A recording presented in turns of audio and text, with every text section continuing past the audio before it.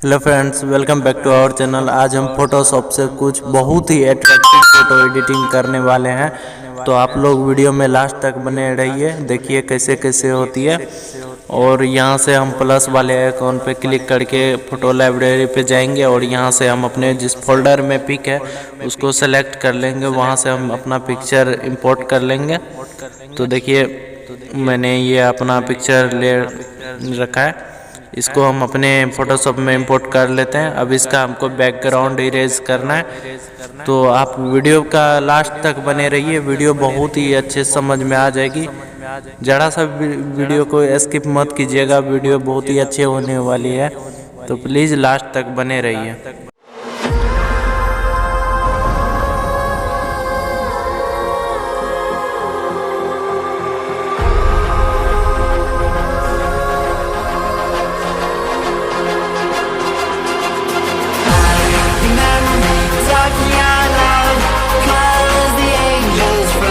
यहाँ से हमें उस पार्ट को ब्रश करना है जिस पार्ट का इरेज करना है हमको बैकग्राउंड। तो वीडियो को देखिए कैसे कैसे इरेज होता है, कैसे वीडियो सेट।